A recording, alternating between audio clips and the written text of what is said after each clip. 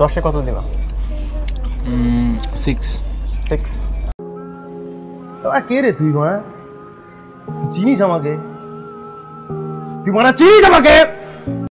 Hello guys, আসসালামু আলাইকুম। I am Atikur Rahman. Right now এখন আমি আছি স্পাইসি স্টেকের ঠিক সামনে। এটা সুর কোয়ার্টারের ঠিক বিপরীত সাইডে স্পাইসি স্টেক। তো এই স্পাইসি স্টেকে বিখ্যাত বার্গার পাওয়া যায়। সেই বার্গার টেস্ট করার জন্য চলে আসলাম স্পাইসি স্টেকে। তো গাইস এখন স্পাইসি স্টেকের ভিতরে যাব। তো গাইস চলে যাওয়া যাক স্পাইসি স্টেকের ভিতরে।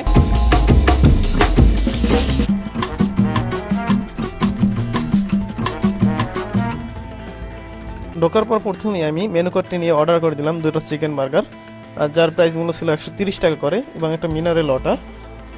পরবর্তীতে চলেন এখন ডেকোরেশন দেখা যাক, ডেকোরেশন কেমন।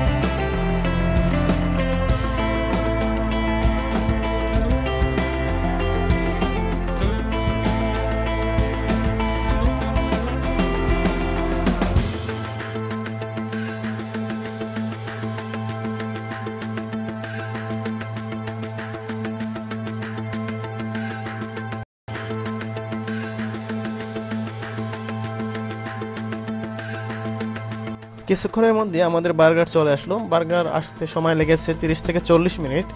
প্রথম বার্গারের সাইজ দেখে আমি খুবই হতাশ, কারণ 130 টাকা চিকেন বার্গারের দাম সেই তুলনায় অনেক ছোট ছিল।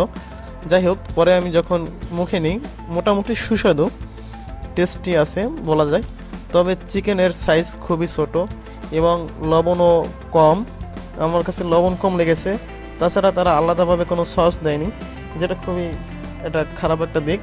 যাই হোক, এটার ভিতর আমি 10-এর ভিতর আমি মোটামুটি 5 দিতে চাই, কিন্তু সব কিছু মিলিয়ে তাদের ডেকোরেশন এবং খাবারের কোয়ালিটি, মান এবং পরিবেশন এসব দেখে আমি 10-এ আমি 6 দিব।